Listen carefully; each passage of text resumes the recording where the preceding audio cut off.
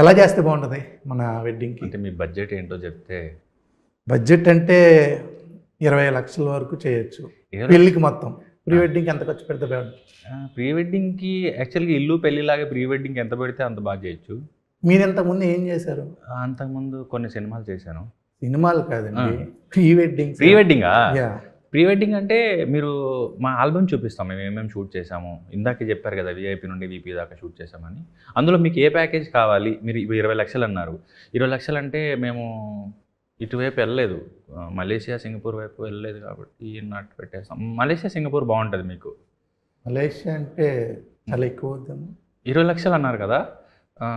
పెళ్ళికి మొత్తం 20 లక్షలు. పెళ్ళికి మొత్తమా? ప్రీ వెడ్డింగ్కి బడ్జెట్ ఉండాలి కదండి సెపరేట్గా. 1 లక్ష సరిపోతుంది. 1 లక్ష అంటే మీ ఇంటి చుట్టూ తీసేద్దామండి కాంపౌండ్. ఇదేంటిది? ఇదంతా పోస్టర్ అండి మాది. సినిమా అదా? ఇదే మాదండి. ఓకే, ఈ సినిమాలో మీరు చేసినవన్నీ ఉంటాయి కదా? మేము చేసినవన్నీ ఉంటాయండి.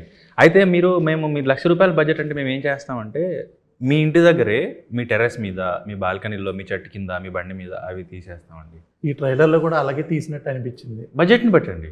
ఓకే, ఇక ముందు దీని గురించి మాట్లాడదాం. దీంట్లో ఎలా ఎలా తీశారు ఏంటి అని చెప్పి ఇంకా నాకు ఐడియా వచ్చేస్తుంది. మీరు ఎలా, మీరు లాస్ట్లో ఫిక్స్ అవ్వండి మీకు ఏ బడ్జెట్లో ఎక్కడ చూస్ చేద్దామని. ఓకే, ఇప్పుడు దీని గురించి చెప్పండి.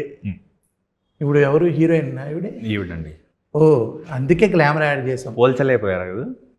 నాకు నిజంగానే బయటికి స్క్రీన్కి కొంచెం డిఫరెన్స్ అయితే నాకు అనిపించింది. ఎప్పుడైనా మీకు అనిపించింది? శేఖర్ కమల్ గారు కూడా ఇదే అన్నారు. ఈఎంఐ స్క్రీన్ మీద చాలా పెద్దగా అనిపిస్తుంది, బయట ఏంటి చిన్నపిల్ల ఉంది. అలాగే ఉంటారా సెట్స్లో కూడా? చిన్నపిల్ల అండి బేసిక్గా. మీరు పెద్దలైనప్పుడు నేను చిన్నపిల్ల అవడం తప్పలేదులేండి. ఓకే.